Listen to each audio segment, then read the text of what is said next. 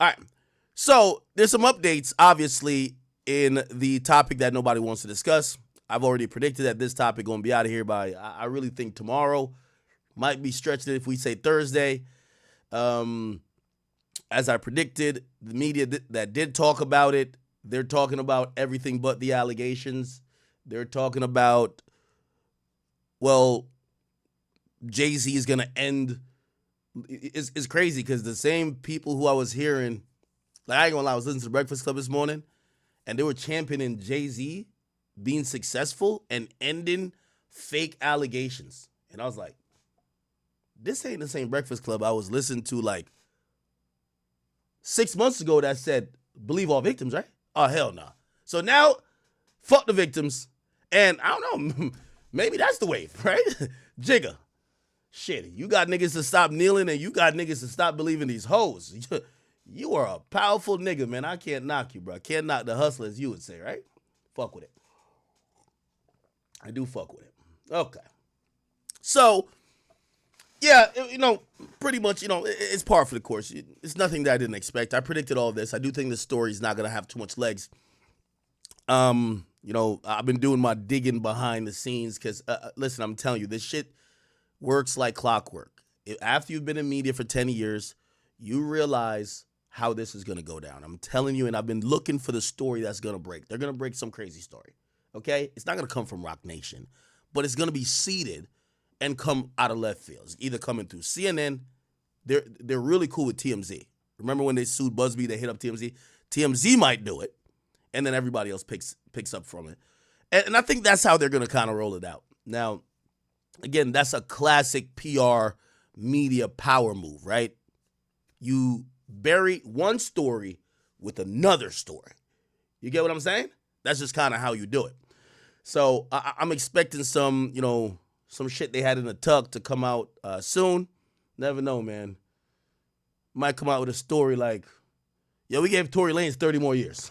Like, huh? Like, yeah, it's a new ruling. New ruling. Tory's getting 30 more years. Talk about that for a while. That wouldn't do it, though. That wouldn't do it. That has to be big. Has to be big. Somebody got to get killed, unfortunately. Somebody got to die for this, okay? Yeah, somebody got to die for Jay-Z to stop being talked about this week, okay? So a death, that would work. Drake, don't post a motherfucking thing. I'm about to hit Drake. No post nothing, okay? This is time. Enjoy your 2 days out of getting slandered by the K-bots. Don't post, okay? Just do duck lips all day, all right? No, don't file a lawsuit. Don't do nothing. And Kendrick right now is probably forgetting his next announcement because he don't want to touch this shit neither, okay? So we're going to see who bails out Jigga, man. And I have a few predictions, but I won't put them on record. But there are a couple little stories floating, like, around. Some people are teasing this and third might come out. But I don't think any of those are big enough to get this story out of the way. So I ain't gonna lie, I'm looking for somebody to die. Sorry. I'm sorry. I think we're gonna hear about somebody dying. I think that's the major way how we could change up the subject real quick. Anyway, since the subject ain't changed, I'll tell you what I'm going to talk about today, and hopefully I'll find some entertainment in it. Not gonna lie, man, Jay-Z and his team move fast. Alex Spiro, who we all know is Rock Nation's and Jay-Z's representation, has filed multiple documents in court today. I mean, shit, Diddy's lawyers didn't even file shit this quick. But obviously, after seeing where Diddy's at, they don't want to be Diddy. So they're being aggressive. They're being forceful. They're speaking and attacking these claims head on. And if anything, what they're doing that Diddy never did is they're daring. They're saying, yo, fuck getting money from us. Try to put us in jail. Well, not us, but Jay, right? And what that kind of does is like, shit, that's the ultimate, bluff, right? Like in poker, it's a bluff. Hey, listen. Or it's an attempted bluff, right? But they're really being aggressive. Now, all things aside, and I hope y'all don't think I hate Jay-Z, right? I do think Rock Nation be on a lot of fuck shit. I do. But I don't hate Jay-Z. Actually, he's one of my favorite musicians. I do think Jay-Z's handling this appropriately. I mean, what could you do? Again, we could talk through it, But if you pay the person, first of all, they look at you as a billionaire. They actually, Jay-Z's reportedly the richest person in hip hop history. Yes, they even have him over Dr. Dre at this point, right? At least from the last, Forbes estimation and even some other, very reputable brands that does like, these net worths and whatever valuations of these artists. They got him as the richest hip hop artist of all time, right? So, yeah, they're coming for a lot of money, right? And I know y'all might be like, you always hear that thing where people say, yo, yeah, $1,000 or $100,000 is like $1 to Bill Gates. You know what I mean? Because you think about the enormity of their wealth, and then you're like, what's 100,000 to them? Even though 100,000 is a lot to regular people, and I'm going to include myself in there, to us. So you think that, hey, Jay got it, he could pay it. But it's not about just what maybe one person is going to want to demand. It's about the opening of a door that encourages more. Now, we will be talking about possibility of a criminal proceeding here, because there's going to be a really interesting angle that I don't think anyone is, everyone in the media that lightly talked about this today, they were all hell-bent on just saying, yo, these hoes is lying, man. They just lying. And shit, I ain't saying these hoes ain't lying or not. But if we remember how the Diddy case started, the police in their discovery and in their indictment essentially admitted, yo, we started to investigate after we saw civil suits starting to mount. Now, here's the thing, and this is going to be important, because this picture is going to be really important here, chat. Diddy been going through it. Can't get bail. He's charged with RICO for sex trafficking. They look at him as the top of the organization, and I know some of y'all thought this was maybe a cabal or some type of consortium, or this was definitely an effort to try to take down all of the people in the industry. I've told you guys before, just like what happened with Bill Cosby, they're not taking everybody down. There's going to be one sacrificial lamb, and everybody's going to go ghost, get low, wait till it blows over. Doesn't mean he's the only guilty one. If he's found guilty, I don't know if he's guilty. But they usually get one person to get the example made out of. By the way, thank you for the gift. This up. It appears Diddy would be that person for music. If we're talking about how Diddy could escape this. And I'm wondering, this could go different ways. I want y'all to follow me on this train of thought. Of course, Diddy's denying this particular lawsuit that he's included with Jay. But this might be a Trojan horse for Diddy. Jay is the only person that could possibly give him maybe slight leverage in his criminal case if more lawsuits come out and then for whatever reason the feds say, hey, let's look into Jay a little bit more. What does it open up? It opens up Diddy to be able to say, I know y'all had me at the top of the organization, but this nigga, he one of them too. He a freaky ass nigga. He one of them 69 guys. He right here. Okay? I'll tell on him. Because before, here's the thing, this is just how it normally goes. Everybody under the leader tells on the leader. So the leader don't got nobody to tell on. It's usually like a pyramid. So you don't have other people of your level, and not saying that Jay-Z would be involved in this, but Jay is another high-profile name that if, who knows, maybe if a couple more sexual assault cases start lingering, maybe pop up, the feds take interest in it, the feds may want to talk to him. Also, here's a thing, too, that's going to be very interesting. about that particular case, right? That case with a 13-year-old, we're going to get to like some of the filings by his lawyer. It's going to be super interesting because it's clear that there's no forensic evidence, I would imagine, that was preserved. I'm pretty sure it would be fucking weird if the 13-year-old panties from that night was kept. That would be fucking weird. So I'm thinking that's not there. And from what we know, she didn't go to the hospital, right? So no tests, no nothing. This might be a lot of, again, word of mouth. Well, in the allegation, you name a bunch of people. Celebrity B, a driver who drove you there, a person at a gas station who you ran down the road to call your dad,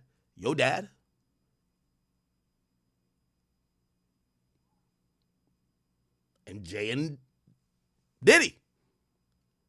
So now, if this does go any far, and if this gets to start a pattern of people trying to accuse Jay, and let's say the police do try to, look into it, I would imagine, because this case is only valid on word of mouth, they might say to Diddy, hey, we might be able to talk about a deal or something if you're down to rat out your boy, Jigga. Were you there with him in that room? What'd he do? Tell us. Let's help make the case. If you help us make the case on him, instead of looking at life in prison, who knows? 10? Now, this seems really far-fetched at this point. But it does open the possibility, especially since the feds are coming with an indictment that is accusing Rico, that this might help Diddy if it's seen that there are other high-profile moguls that may have been in the same type of behavior or accused of doing some of the same crimes with him. Now, obviously, I don't want to, jump the gun or even assume that Diddy is someone who would tell on somebody to save himself. I mean, he doesn't have a history of having somebody else take the fall and he walks scot-free. That's not his history. We don't know of any circumstances of maybe he was cool in the club and some place got shot up and he was trying to have the driver take the gun, and when it got to trial, he says, fuck it, give it to Shine. Let him go get deported. Let me back out.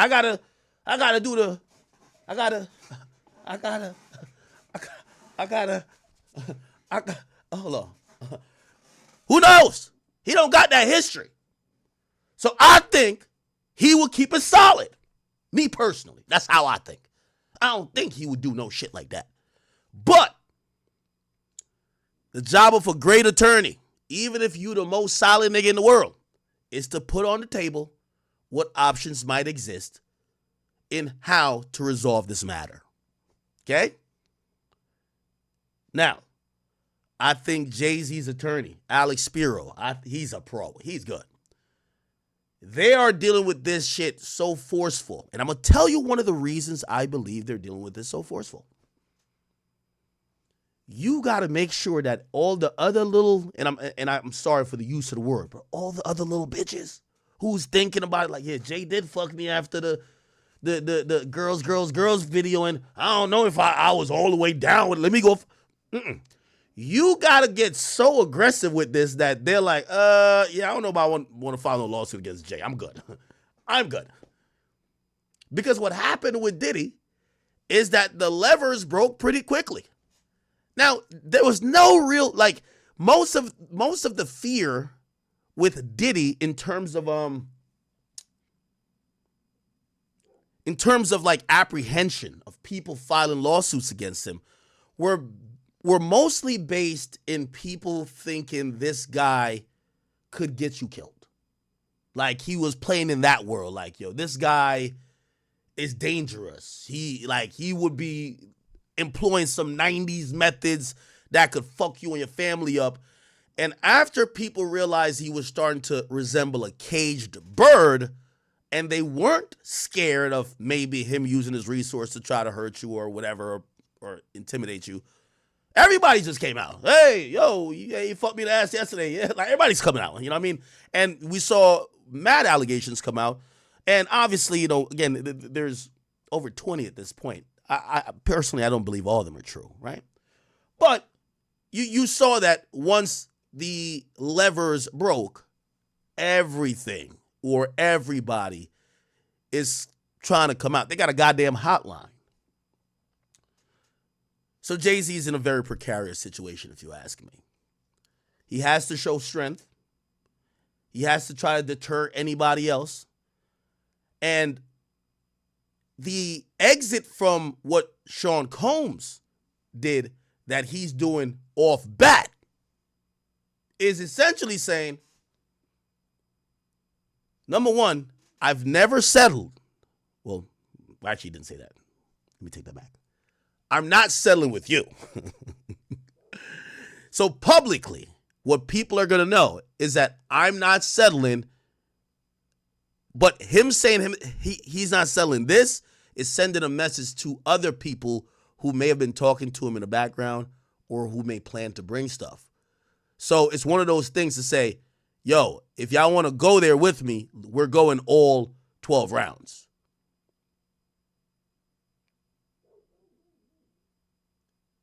Okay? All right. What the fuck? Address what? Stop hiding? Nigga, I'm talking about it. Okay, cool. So,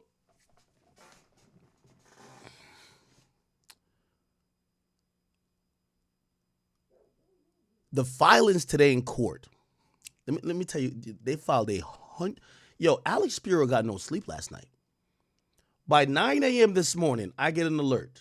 Alex Spiro filed 4 documents in this case. He filed a notice for representation saying, hey, I'm representing Sean Carter.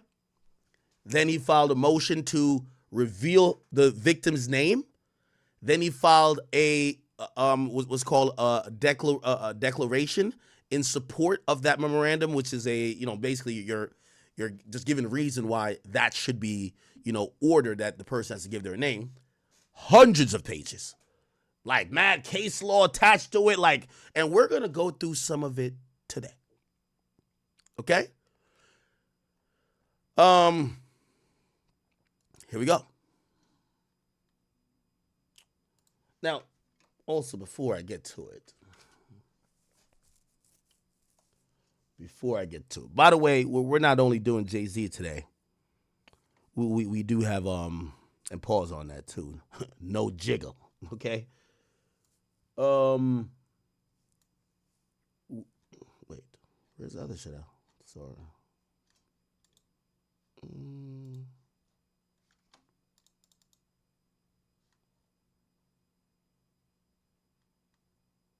Okay, yes. So we do have some stuff. We're not doing too much on Drake, but we do have some stuff on Drake. Pusha T talking about Drake.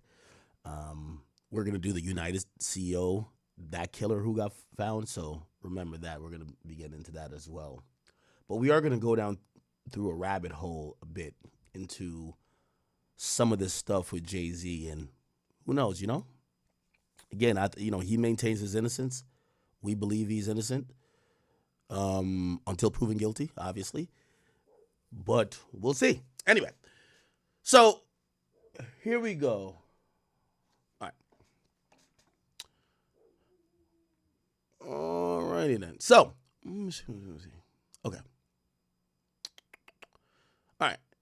So, one of the filings, and by the way, this mirrors a filing that Diddy's lawyers did in the case versus the woman who we now know is Anna Kane, that is a ex-wife of Edmonton Oilers star Evander Kane. She was forced to identify herself or the lawsuit would be dropped.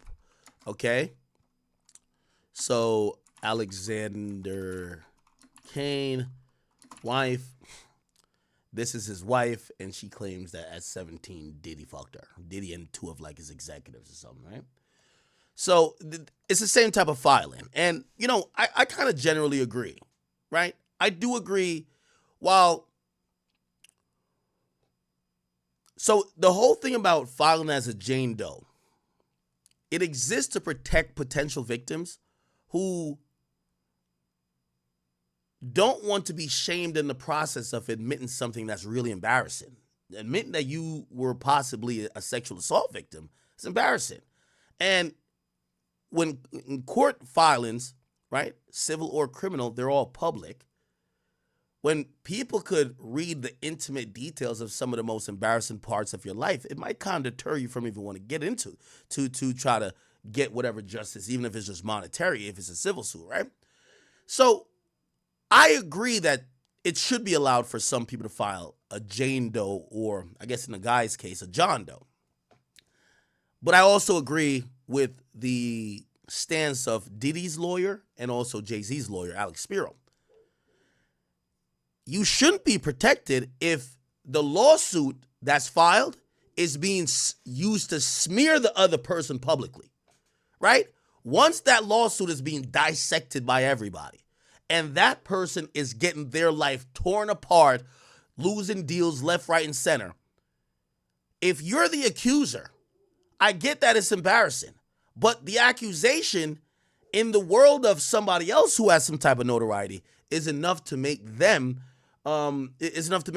seem guilty and ruin their life as well. You should be known. You should be identified. So I agree with this Anna Cain thing. And here's the filings that happened today. So there was a declaration of Alex Spiro. This is the first. This wasn't the first one. Hold on. Is it this? Give me a second. Gotta make sure I got it right here, people.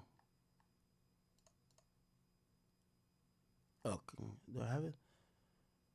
Okay.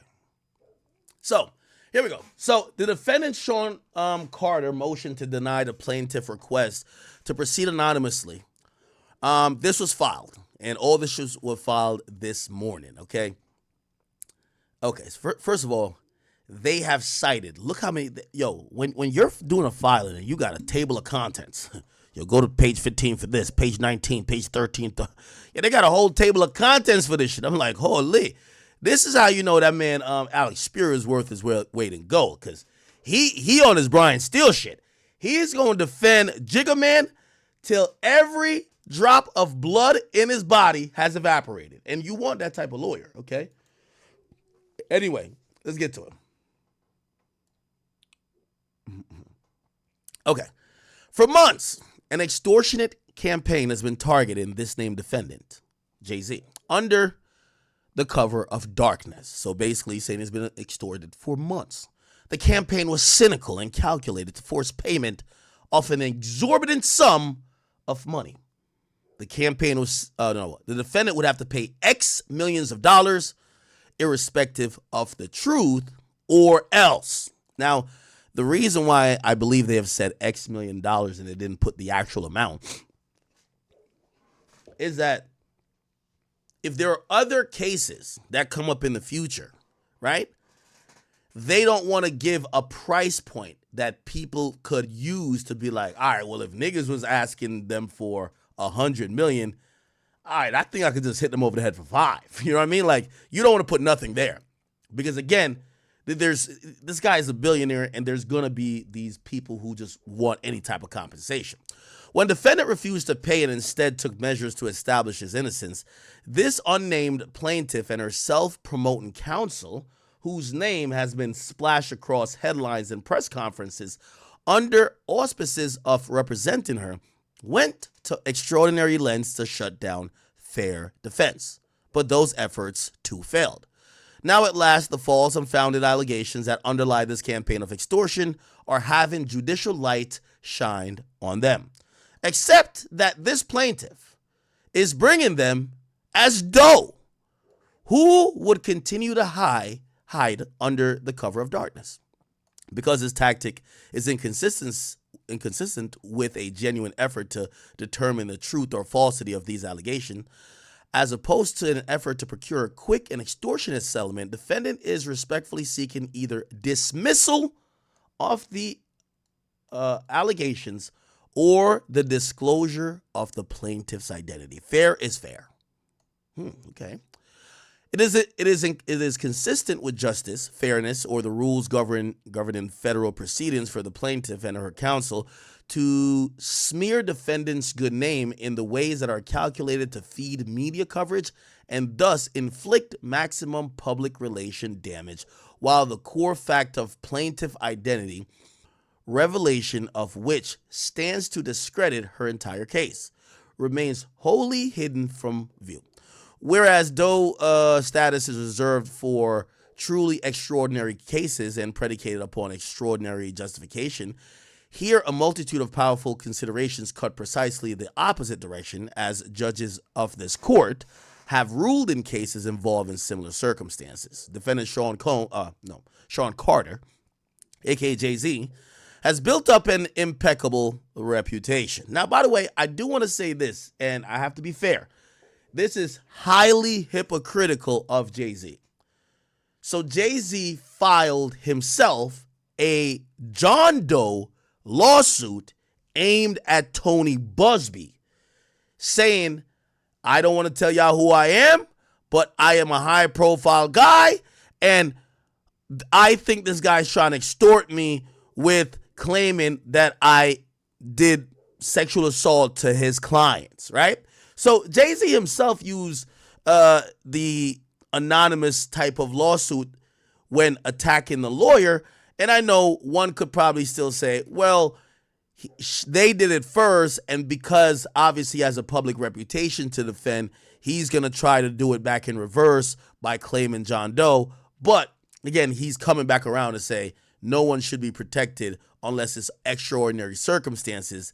So it kind of makes you feel like, what made you think, you're a public figure, my nigga, like what made you think that you should be protected but not her, right? Anyway, it says defendant Sean Carter has built an impeccable reputation. He has never been accused of, let alone engaged in, any sexual misconduct until today, when plaintiff in a amended complaint filed by attorney Anthony Busby has leveled baseless allegations and accused Mr. Carter of despicable acts while hiding behind the pseudonym Jane Doe. These claims are not about justice for the victim, nor are they about giving victims of sexual violence a voice. Instead, they're merely the next chapter in attorney Busby's sprawling extortion saga, a saga whose aim is based in and measured in dollars. Busby has devoted himself to the business of extracting large settlements from celebrities, high net worth individuals, and businesses with public ties to Sean Combs. So here's another angle that's going to be interesting. As part of this lawsuit, and I'm wondering for all the people who do love Jay-Z, but you're torn on this, right? You think, my dogs keep barking. Can you hear my dogs barking? Because I might have to put them up. I don't know what the fuck they're barking at. Well, one of them are barking. Could y'all hear it? Because if y'all hear them, they're like bothering me. But it might not bleed through on the mic. Could I hear it? If y'all can't hear it, it's cool. I'm hoping you can. You can't, right?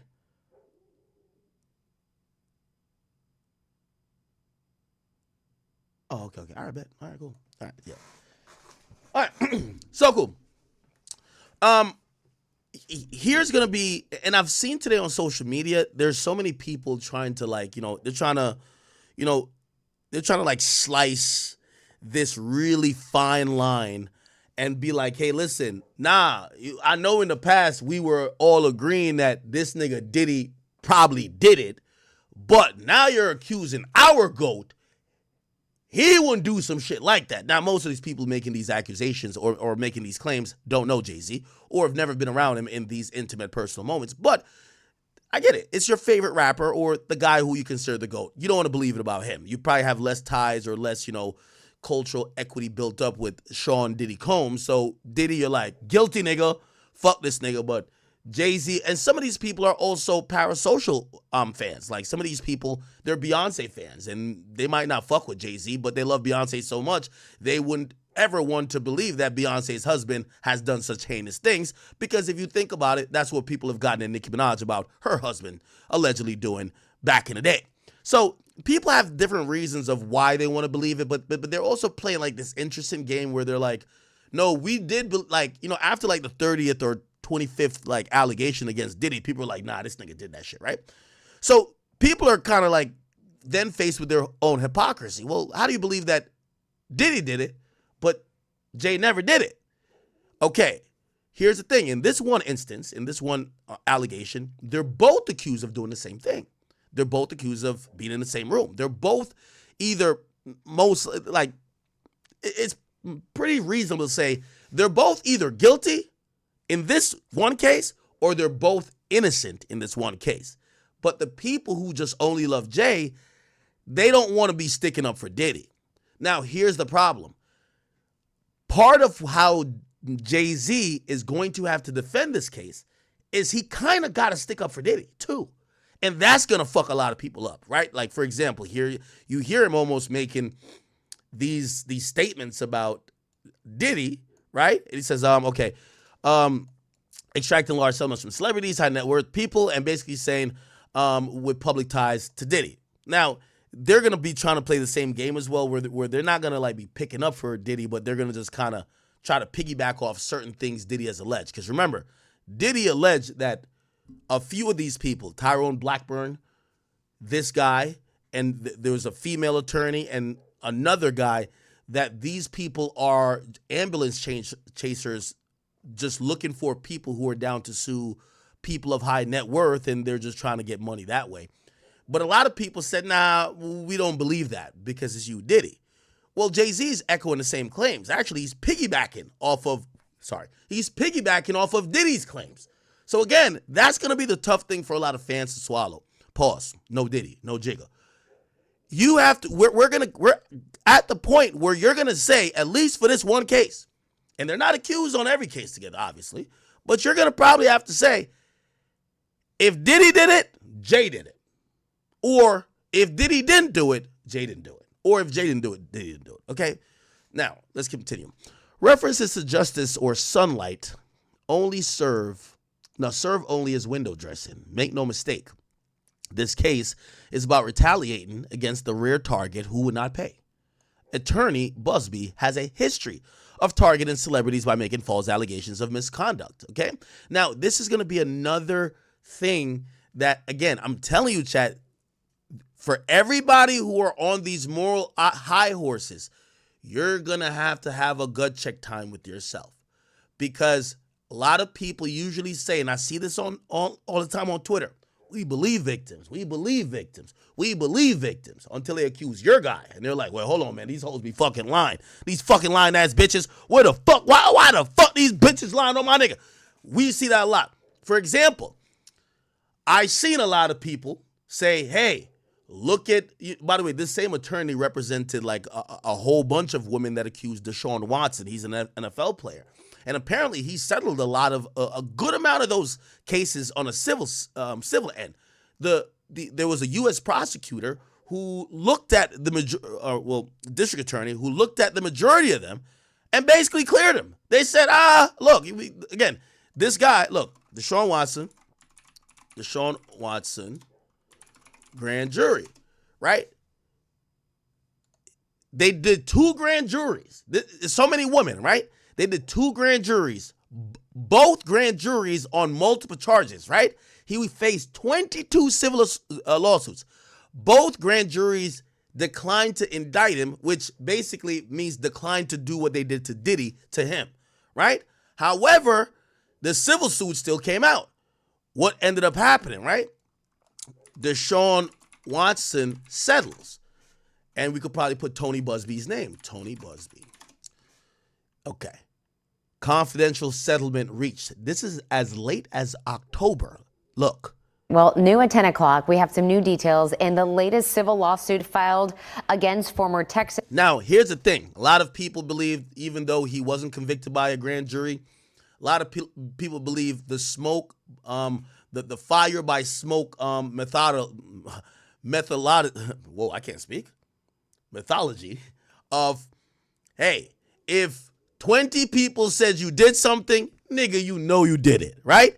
So even though a, jury of his own peers and a grand jury who literally just need majority to indict says there is no evidence here of this guy doing sexual assault to any of these women, right? The jury, the court of public opinion basically said, bruv, it's 20 women, bro. Okay? And a lot of people advocated for him to lose sponsorships, which he did. A lot of people advocated for him to be almost like an outcast. He still is in the NFL, but his career definitely took a hit, right? So here's the thing. The lawyer who represented a lot of these women is Tony Busby. So this is what I'm saying. It's a very interesting moral thing for a lot of people because you can't only defend Jay-Z. Because part of Jay-Z's defense is going to be like, yo, he shook down Deshaun Watson as well. Well, you're kind of almost saying that you think them chicks was lying too. So, again, I'm just showing you how in defending Jay-Z, his lawyer is going to reference other situations that maybe the public have no ties to, so they have no problem saying those men are guilty. But Jay-Z's own lawyer is kind of piggybacking on those cases saying, look, it's a shakedown there.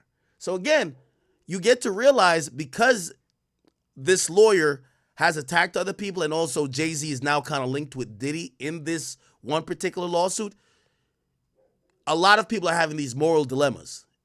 If this one case, if Jay did it, Diddy did it. If Diddy did it, Jay did it. If Diddy didn't do it, Jay probably didn't do it, right? It's kind of like they're kind of almost tied, right? Anyway, this was the Deshaun Watson thing. Let's here we go. And current Cleveland's Browns quarterback Deshaun Watson. KPRC2's Aaron Wilson reporting that attorney Tony Busby, who represents the Houston-based accuser, and Watson have reached a confidential settlement. KPRC2's Bill Barajas in the newsroom now to break down what we know so far. Bill? The Houston-based accuser, a woman identified only as Jane Doe, alleged that Watson sexually assaulted her in 2020. She was seeking at least $1 million in damages, and while the lawsuit is set... Now, granted, okay, so she wanted $1 million. I think in Texas, and I think this was done locally. So she had named an amount. So she wanted $1 million. Who knows? She may have gotten 500,000, right? Or maybe 250,000. Who cares?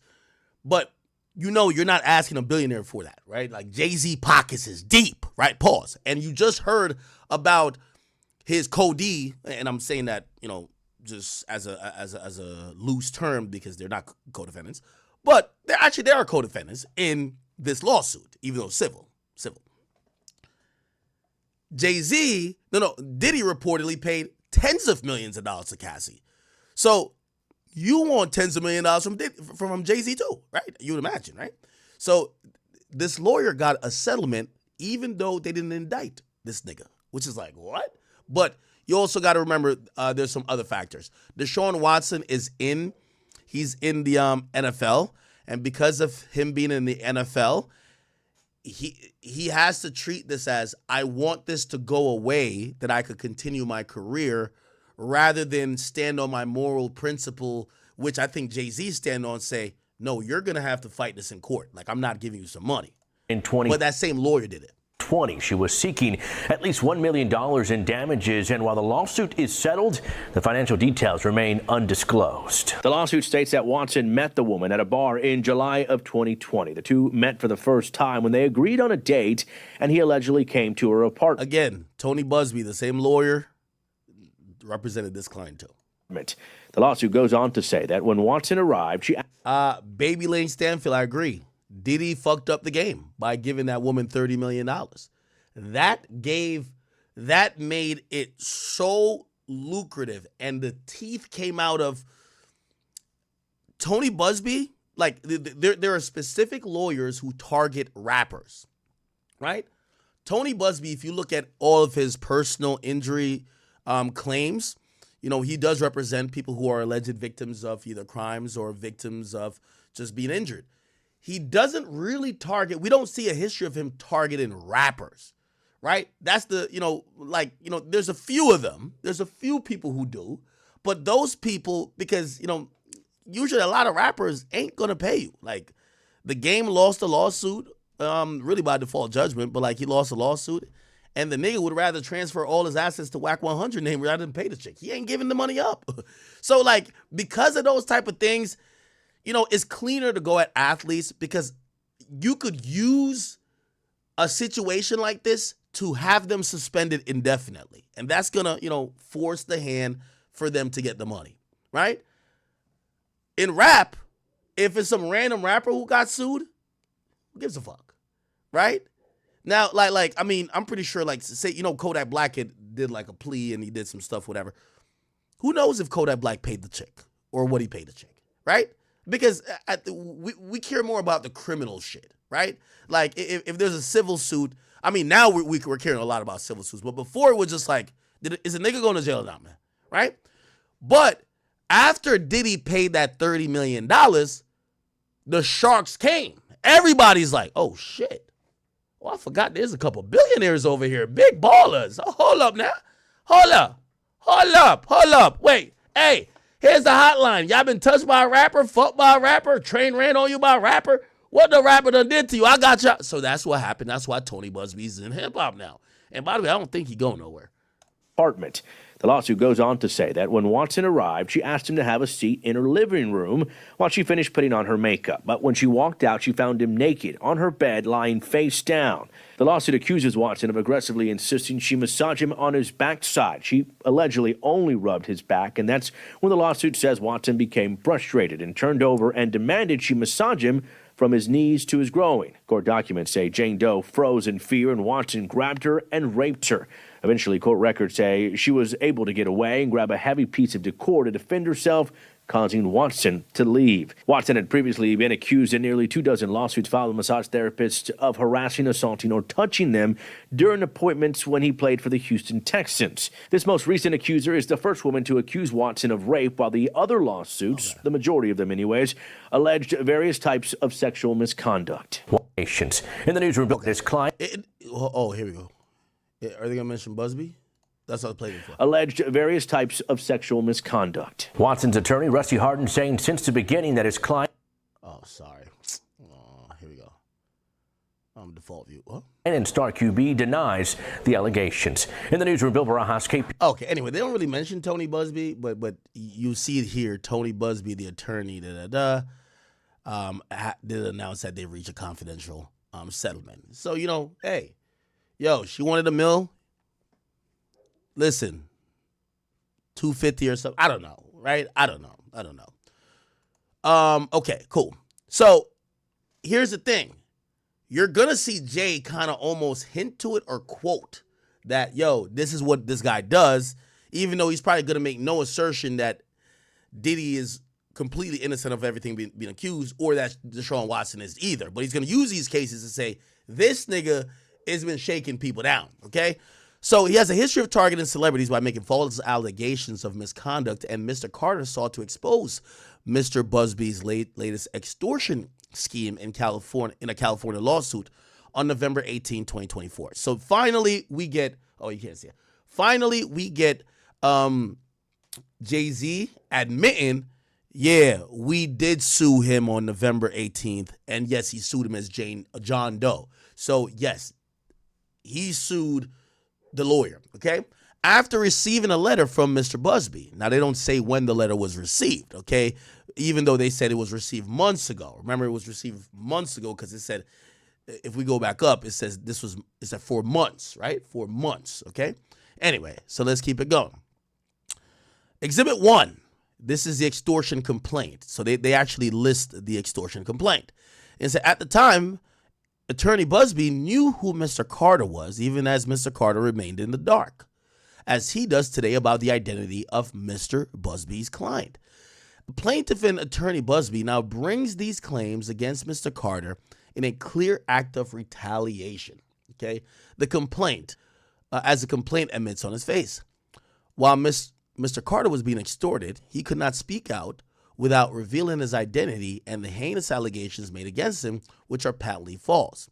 That would be playing into Attorney Busby's game and the leverage he was wielding. So they're basically saying they were playing chess with him. This upshot would be highly sensational and equally false.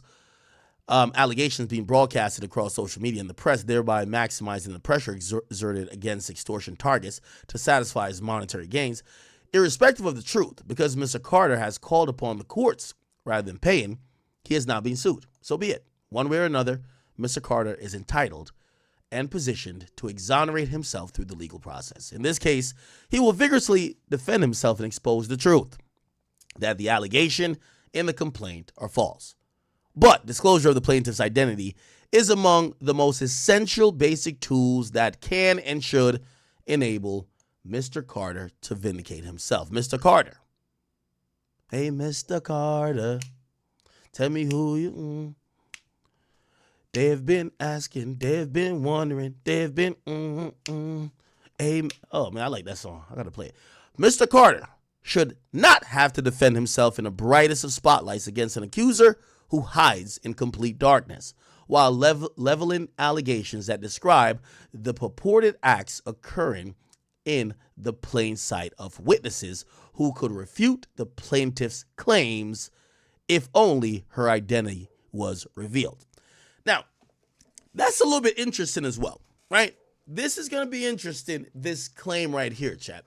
So what Jay-Z is saying is that, yo, if you tell me who this hoe is, I'm going to tell you exactly why this motherfucking hoe is lying on me. Here's the thing. So I seen this come out. Let me see if I can find it. Do I have it somewhere?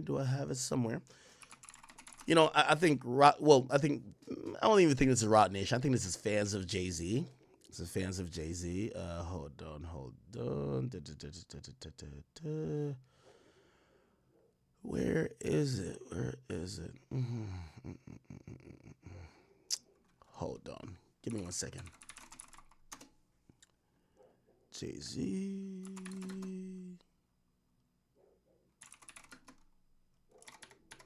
Hold on. Okay. So this has been floating around today. And it's been floating around on Twitter. It says, this is a picture that shows Jay-Z was at the MTV Music Awards after party at the Lotus nightclub on September 7th, 2000. Why is the plaintiff saying that the after party was in a house? Okay.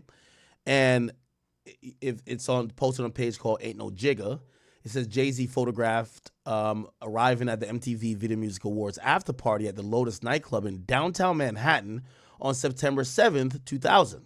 Okay, the award show was held at Radio Music City, whatever. Now, here's the thing about this.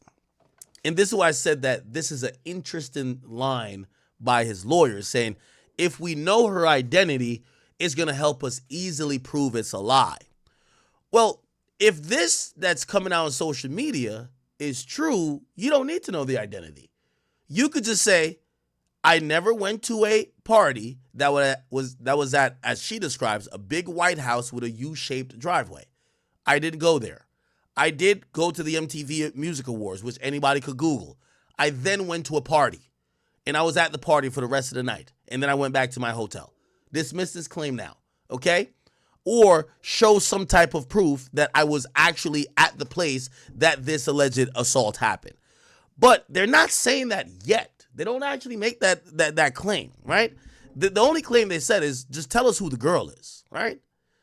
Now, if this was true, and this is probably true in the sense of he probably was there. Let me see. Lotus, I got to Google this place. Lotus nightclub. Okay, cool. Let's say he's there. It doesn't mean like, I thought these niggas, they had lyrics like after the show, it's the after party, and after the party, it's the hotel lobby, and after the probably this, and fiesta. No, I'm playing. I'm just trying to tell you. Like, hey, we don't know because these niggas historically rapped about and celebrated going to party after party after party after party after the hotel lobby, and that other party is maybe the freak off. We don't know. I'm just being honest with y'all, chat, right? So, again, I know some people are posting this to say it vindicates Jay, but number one, if it actually did, his lawyer would claim it. Hey, he did nothing but go to this one after party where he's photoed at, which basically is not the venue that this woman is claiming this happened. She's clearly lying. Dismiss it now. But maybe Who knows what he got into, right? After maybe this event. Okay. So that was interesting to me. Okay, that was interesting to me. It says in the American judicial system, lawsuits are public by their nature and their design. The public is meant to know the facts involved and the identity of the parties. Indeed, federal law requires all parties litigate using their true names. Parties are exempted from this mandate only in exceptional cases, where, for instance, allowing the party to proceed anonymous will protect him or her from future violence or from physical violence, which, by the way, I would imagine, Tony Busby is going to claim, even if it's not with Jay-Z, they're going to bring in Diddy's lawsuit, and this is how Diddy hurts Jay. Yo, why would we want to name our client when Diddy is being held captive right now in a federal jail with the judge in that case, the district court judge, agreeing, hey, this guy is prone to violence. We think he might intimidate witness. He might threaten people. And because of that Cassie video, he might hurt somebody who might want to make an accusation about him. So if they can accuse Jay-Z of violence, right, or being violent against possible people who would be victims, they're definitely going to use the Code E, which is Diddy. So this is how Diddy actually hurts Jay, because she might not be, ordered to reveal herself because of the fact of Diddy's violence that's in a current criminal case. Now, keep in mind, Diddy already beat one of those. So Diddy had another person identify themselves. What's her name? E. Kane, whatever her name is, the NFL star's ex-wife. So if they use the same method and just kind of show that other courts have agreed or other judges have agreed, they probably won't look at Diddy's violence to not let this go.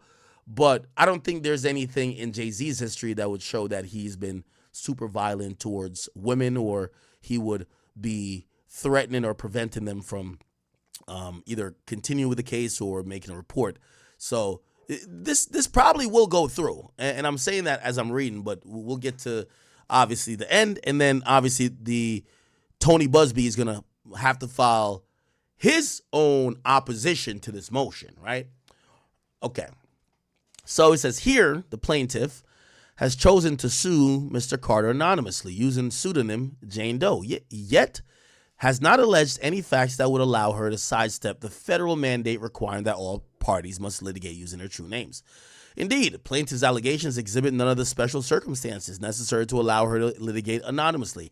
To the contrary, her facially incredible allegations indicate that, unlike in many cases of alleged sexual misconduct, she has already been exposed in plain sight to countless of witnesses whose truthful accounts would be helpful and properly informed by the specification of her identity.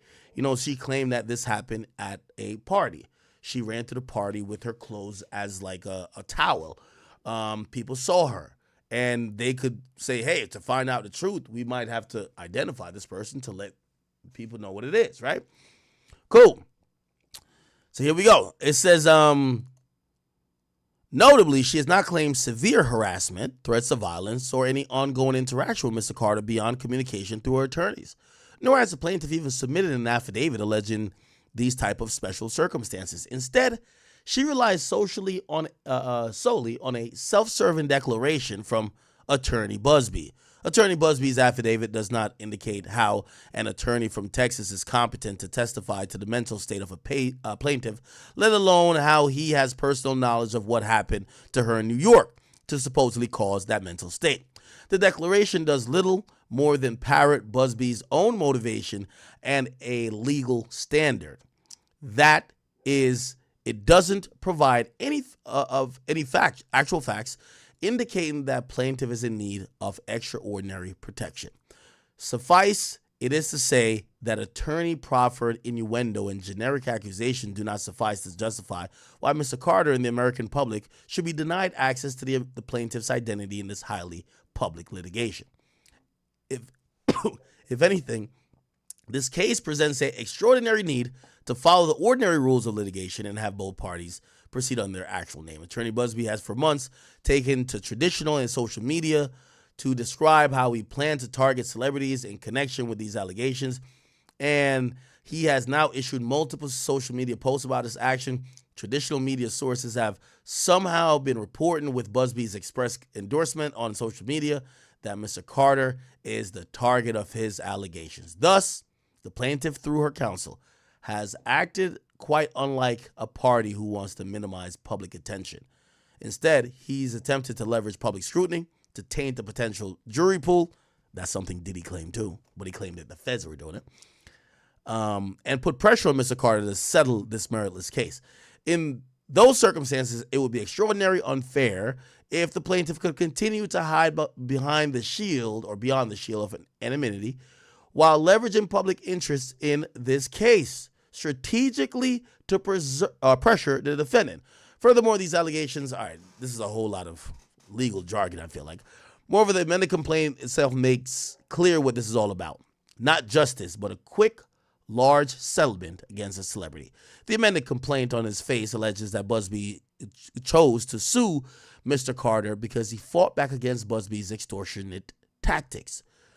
He subsequently tweeted, Mr. Carter's conduct in defending himself has had the opposite impact because Busby's own words. Plaintiff is emboldened. Okay. All right, cool. Let's see if we can find anything that's juicy in here.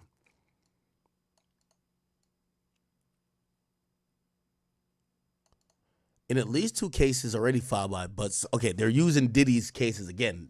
These ones don't include Jay-Z. In at least 2 cases filed by Busby with his declaration, other courts in this district have already denied his baseless motions to proceed anonymously because the failure to meet the burden to show each plaintiff was entitled to the exceptional remedy of anonymity. So they're using Diddy as a piggyback because all those cases are Diddy. Those cases concerned Combs, who is under indictment and detained following a raft of criminal and civil allegations against him. But plaintiff has now sought to sully the reputation of Mr. Carter, who has never been accused of misconduct in his 37 adult years. Plaintiff has not come close to meeting her burden here and the balance of equities that she litigate under her true name. You know how this is going to be interesting? Remember I was telling you, I said, let's say the feds start investigating this and they go sit down with Diddy and say, Diddy, could you give us Sean Carter? Could you give us Jay-Z? Have you been in situations with him having sex with women? And could you give us anything that he may have done? We might be able to cut you a deal. Here's also another interesting part, because I know some of you, like Diddy and Jay, I don't know if their interests are aligned anymore. The lawyer who filed this, Alex Spiro, was also hired by Tupac's estate to investigate Diddy while Diddy's locked up. So I would imagine that Diddy looked at that to say, why Jay-Z lawyer helping Tupac's estate try to investigate me for more crimes? Nigga, I'm locked up. What the fuck? Yo, Jay, we used to fuck hoes together. What the fuck? What the fuck you doing, bro? I would imagine that might be a thing. And if you don't believe me, let's look at this. Tupac estate hire Alex Spiro. Look, Tupac Shakur family hires powerhouse attorney to investigate Sean Combs, right? Look, the family of Tupac hired powerhouse lawyer Alex Spiro. Well, that's interesting. Don't that seem weird? Why would Jay-Z's lawyer want to go investigate Diddy? That seemed like backdoor tactics, right?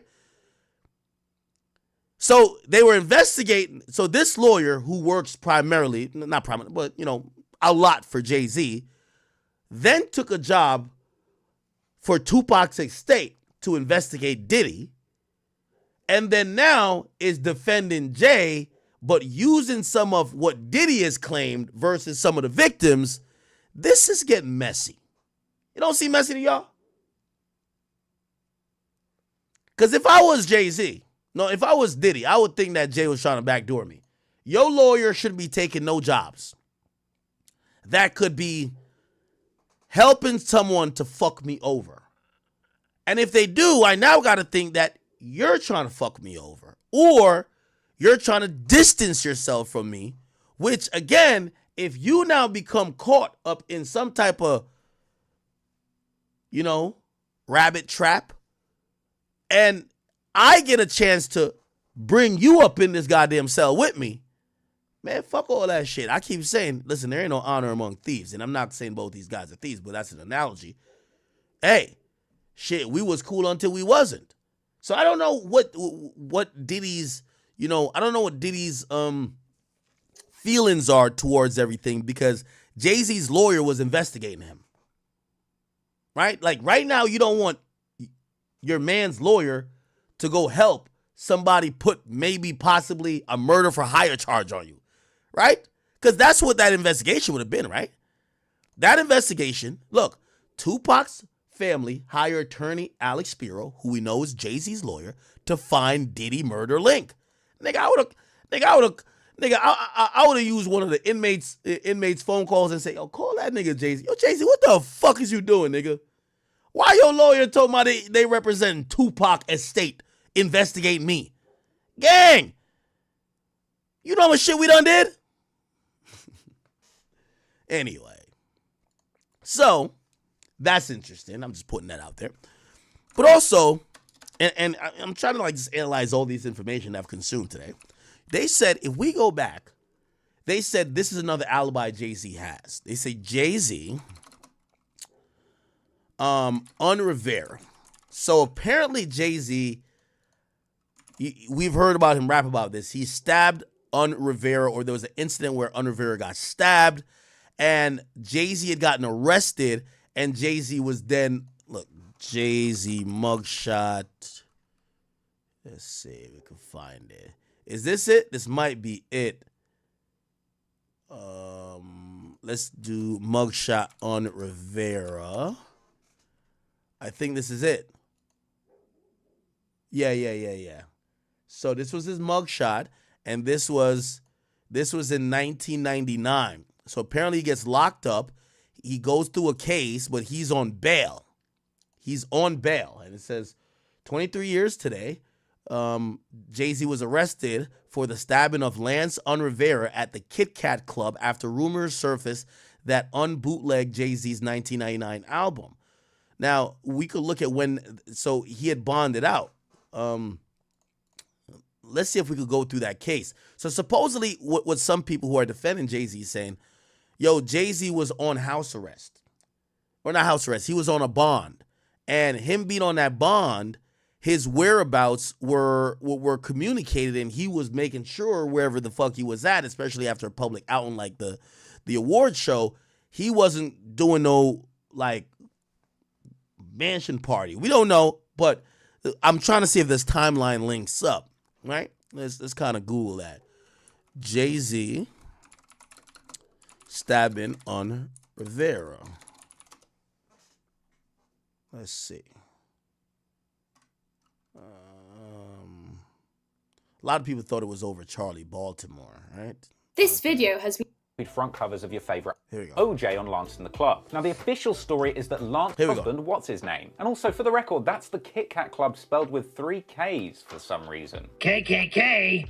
That's not good. Anywho, apparently, Q-Tip's album release party was a star-studded affair. Even Diddy This is 99. And bear in mind, this is only weeks before Diddy... Ooh. Oh, so this was 1999. Now, here's the thing. I think over time, if you're younger, like I wasn't like tuned in at this time, right? I mean, this is 99. But it appears that maybe not they were rolling together, but Jay and Diddy definitely were around these events that they bumped into each other a lot, right? Like I think as time went by, we only saw them at brunches together, but they don't look like they rolled together like let's say after 2012 or so. But looked like early on, Jay and Diddy was in a lot of places together. release party was a star-studded affair. Even Diddy was there. And bear in mind, this is only weeks before Diddy would upstage Jay-Z's act of violence by getting all tax tone in the club with Sean. Anywho, when Jay-Z arrived to the KKK club, he ran into a record executive named Lance Riviera. He was a budding industry mogul who had made his name after meeting Biggie Smalls in 1994 and offered to bankroll Big's early career. He then went on to run his own record label that was even involved in the release of some of the music of the notorious B.I.G.'s proteges like Lil C's, and was personally responsible for producing hits from the likes of Cam'ron and Junior Mafia. Now, there are actually two competing narratives as to why Jay-Z decided to get all OJ on Lance in the club. Now, the official story is that Lance apparently was somehow involved in the bootlegging of Jay-Z's Volume 3 album. But alternative simp-based theories have been put forward, suggesting that this beef was actually all over a chick, specifically Charlie Baltimore, who some may know at one point was a love interest of the notorious B.I.G., and she'd signed to Lance's record label, which Biggie himself had played a role in starting up. And the source for this narrative that the beef was over Charlie Baltimore actually stemmed from pink-coated rapper Cam'ron himself, who referenced it on the song You Gotta Love It in 2006, and again in an interview with DJ Who Kid in 2016. Jay liked Charlie at one time, you know what I'm saying? And that was Big Girl, you know what I'm saying? And then Un felt that Un was just feeling that was the artist and Jay was teaching her the business. It was just it was all Un and Jay shit. They could say a song leaked or whatever, but it was over Charlie Baltimore. So according to that story, Jay had been trying to shoot his shot with Charlie, and Lance had felt this was disrespectful because she used to be Biggie's girl and also she was on his label. But for the record, this narrative has kind of been meekly denied by Charlie herself. They say Jay-Z stabbed Un because of you. Oh my God. Did you hear that one? I've heard it, you know what I'm saying? I mean, you know, I don't know what niggas stab niggas over. I ain't got nothing to do with that. And in my honest opinion, there is probably an element of truth to this narrative that's maybe been blown out of proportion or misinterpreted over the years. So most likely, there's probably a handful of different personal gripes that maybe... Okay, who cares why he stabbed? Okay, he stabbed the guy, right? Shot at Charlie Baltimore. Apparently after this initial confrontation, Jay actually backed down and returned to his crew in the club in disbelief. Now it's unclear exactly what the next move was. Maybe Jay's goons gassed him up to go back over there and settle things, or maybe he just popped over to the buffet section to grab himself a sturdy steak knife. But reports say that not long after this initial confrontation, Jay's crew caused a big commotion in the club, which Jay used as a cover to smash a champagne bottle over Lance's brother's head and stab Riviera himself in the abdomen and shoulder with a 5-inch blade. Though it's worth mentioning that some other news outlets reported that it was a slash to the abdomen and multiple stabs in the back. But hey, whatever way you look at it, Jay-Z is really out here scoring on his ops like he's trying to win the golden boot. Shit, I wouldn't be surprised to find out if he joined OFB at this rate. But once again, it's worth bringing up for the record that Nas actually said on the Jay-Z diss track Ether that it wasn't Jay, but one of his goons that had actually done the stabbing, suggesting that Jay only wanted to take credit for it to supplement his street credentials. But once again, this allegation by Nas has never been corroborated by anyone else, so I think it's safe to assume that Jay-Z's knife work is indeed cray and that he did the drilling himself. Anywho, Lance took that ching in like a champ and was immediately rushed to hospital, where legend has it, he cooperated and even gave Jay's name, which to me is likely proof that Nas's suggestion on Ether was complete cap. So Lance was rushed to the hospital, and after that point was scored, Jay-Z and his boys dashed out of the club and laid low for a hot minute. But of course, it wouldn't take long for Jay to eventually face the consequences of swinging that sword like some sort of Marcy Project Zelda. Okay, good. So we're gonna get a timeline of this. Remember, where we're at with the timeline of this lawsuit. And again, we're just kind of almost damn near investigating ourselves, because this went down in November 2000, right? I think that's when the VMAs were. So he caught this charge in 99. Let's see if he was on any type of monitoring or bond or whatever. Let's figure it out. Jay-Z later described this incident as feeling like he was in a blind rage and didn't even realize what he was doing at the time. But then again, maybe that had something to do with the finger he had in his butt at that time. Cops say the hip-hop star was fingered in a stabbing inside a packed nightclub. The following evening, Jay-Z surrendered to the police and was placed under house arrest. Explosive news that the media at the time were eager to... Oh, so he was on house arrest. Okay, that's interesting. Gobble up. A few hours ago, police here at Midtown South arrested... Oh, and let me see. I'm looking at the MTV. Yeah, so it's September 7th. Never mind. It was September. Oh, wait, hold on. I just want to make sure. Oh, the date. Yeah, the date's September 7th. Because I don't know if they taped it. These days, sometimes they'll tape it. Like BT Hip Hop Awards is taped like a week or two before. But MTV, VMAs, they still do it. They probably do tape delay, but you still come on the same day. So September 7th. So we got to see where was he at with this case September 7th, 2000. Sean Carter, better known as Jay-Z, the rap star voluntarily turned himself in here at the precinct earlier this evening. Now, Carter is being held here in connection with that stabbing fight that erupted at the Kit Kat Club last night. Jay-Z brought in the expert legal help of Harvey Slovis, who had also represented Diddy, who quickly got in front of the press to evasively say that Jay had nothing to do with this. He's not involved in this, period. He was at the club? That's my only comment. He wasn't involved in this. So it was someone else that did the stabbing and the hitting? I didn't say that. I said he was not involved in it. And then even going as far as to later tell the press that Jay-Z was cooperating with the police fully. Wait a minute!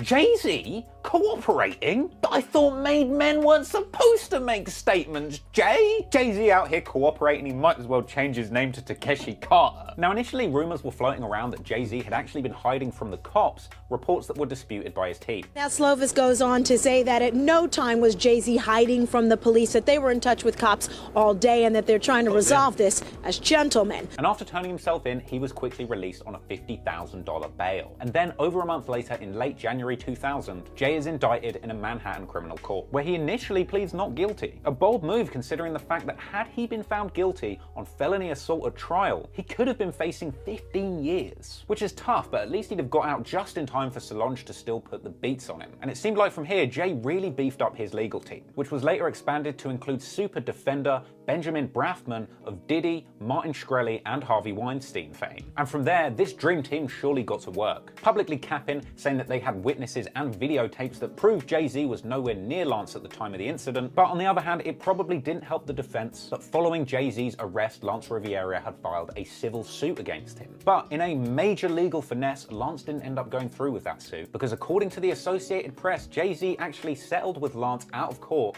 for a figure reportedly between $500,000 and $1 million. Wow. Hell, 500 racks to hold one chefing? Get Rock Nation on the phone, I'll take one, right here, right here. As the details continued to come out, it was pretty clear that this was half payout and half hush money, with E! News reporting at the time that following this payout, Lance informed prosecutors that he would not be appearing at the trial. And so with this giant finesse in the rear view, it seemed for a moment like Jay-Z was actually going to go to trial with the prosecution's key witness and victim missing, and leaving him likely to beat that case harder than I beat my meat in quarantine, baby. Hey, and if the guilty until proven innocent video is anything to go by, R. Kelly probably gave him some advice on how to beat that case on set. You should just say it wasn't you. Just say it wasn't you. Although initially it seemed like Jay-Z was lacing up the gloves to fight this case, he ended up having a last-minute change in perspective. It seemed like, having seen P. Diddy's gun charge play out so publicly, even with some of the same legal team Jay had, Jay was spooked that the prosecutors might be out for his blood after Diddy ended up finessing his way out of the gun charges, and Jay was in fear of ending up getting slapped with a 10-year bid like your boy Sean. And so he decided that it wasn't worth the fight, a decision which he also discussed in his book Decoded. So, in October 2001, a very short... Oh, so the case ended in October 2001. That would include September 7th. So we don't know if, remember, he was released on house arrest. Now with house arrest, sometimes you could petition like, yo, I got to do some work. Okay, cool. You could go to here. It's possible he was on house arrest at this time, which means if he was on house arrest, he would have had permission to go to these places, right? He would have to tell someone, I'm going to Radio City Music Hall for this show. Then I'm going over here for, you know? Shrewd move. Jay-Z pled guilty to stabbing Lance Riviera in the club under a lesser charge. Okay. Charge of third-degree assault. Lance was looking to have answered on this incident in a All right. Okay. So now we know he was there. Now we know he was possibly on house arrest. That could change a lot. That could help Jay-Z, if you ask me, right? That could help him. If he was on house arrest at the time, and let's say he had security with him or whatever that showed, yo, we went to the Lotus Club, right? But that's not what this woman is describing. She's describing a mansion party. Now, I don't know if anybody could do any research to see if Jay-Z had a particular party, or if Diddy had any particular party that was different, that was an after party for this, or maybe have Diddy at some house that matches U-shaped driveway, big white house. Okay. All right, anyway. There's every indication this lawsuit is not truly about the plaintiff, but about attorney Busby's larger unsavory agenda. Despite the plaintiff's request to proceed anonymous, plaintiff's counsel is doing everything to draw widespread attention to her. The same day the amended complaint was filed, naming Mr. Carter, attorney Busby, posted on Instagram and Twitter, prominently featuring himself addressing the amended complaint and making clear it's not about his client, but it's a personal spat with Mr. Carter. Now, they actually feature 2 tweets here, and let's pull up the tweets now. So, Tony Busby, he actually tweeted out this. Regarding the Jay-Z case, in his efforts to silence my clients, Mr. Carter previously denied being the one who sued me and my firm. He filed his frivolous case under a pseudonym. What he fails to say in his recent statement is my firm sent his lawyer a demand letter on behalf of an alleged victim, and that victim never demanded a penny from him. Instead, she only sought a confidential mediation since I sent the letter on her behalf. By the way, I also want to put into the ecosphere, because I like to be very factually correct, me and many other people called out Tony Busby to say, well, yeah, you didn't ask for a penny, but usually a confidential mediation, the result is a mediated dollar amount. So it's still about money. I have been told that there has been confidential mediation where the result ends up being, hey, you're going to issue a public apology, or you're going to sign a document that you're going to stop doing A, B, C, D, or E. It doesn't always have to result in monetary compensation, even though when it comes to this case, I don't think you would be suing a billionaire just for them to say, okay, cool, I'm sorry I fucked you and you were 13. No, you want money, right?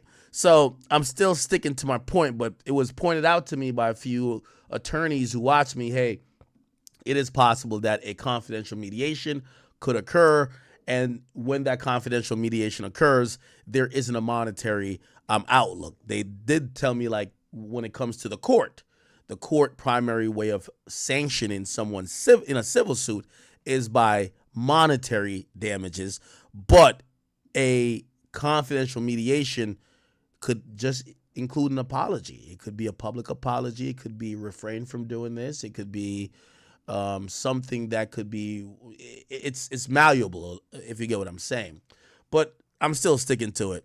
You wanted money. Come on. You're not getting represented pro bono by, or not pro bono, but like, you're not getting represented by an attorney who's going to be getting this.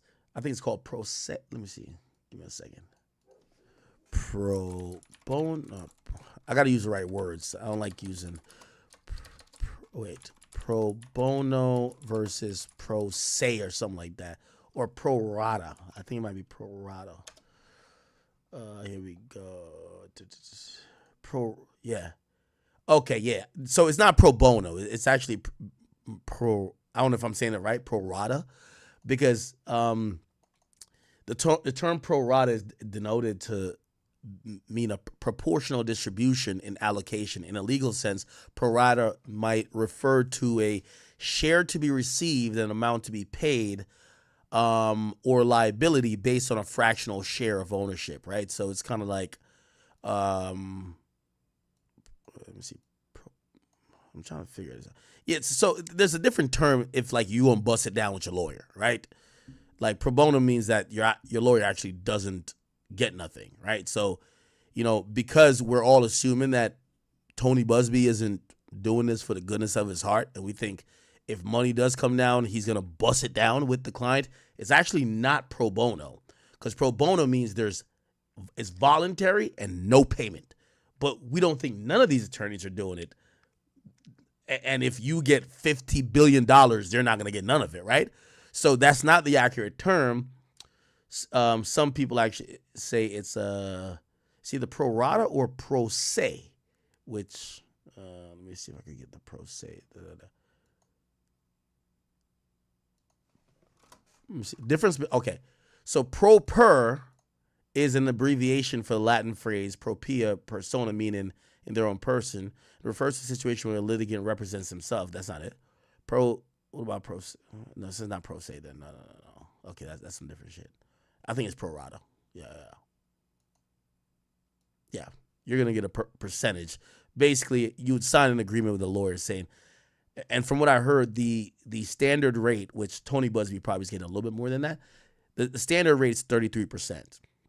So for people who are expecting to sue a celebrity, if you find a lawyer who will do it at a percentage agreement, saying you don't have to pay nothing if they don't win nothing, but if you get money, you have to give them a cut. The usual cut is about 33%. This guy's a big wig, high baller, big roller, or big baller and high roller. And yeah, it might be 50-50.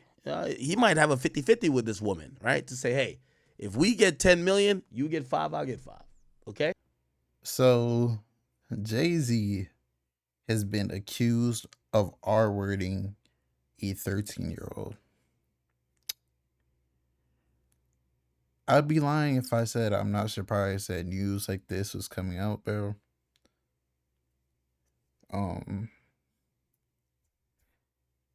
From listening to what X said, I agree this is a money grab. But I also do agree that if you really, really, really search deeper into Jay-Z, you will see he was definitely with underage women, not even with him above the age of 18. But with him above the age of 21, like 24, 25. Jay-Z is old, man.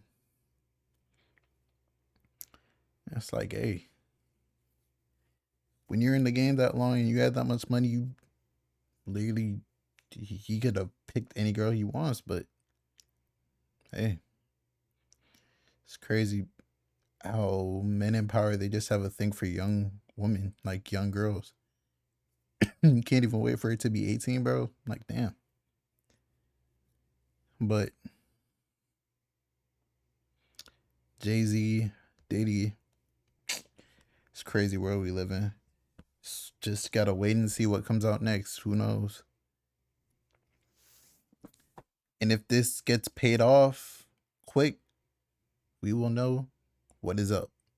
It's deeper than we think. It's a lose-lose situation if it's true.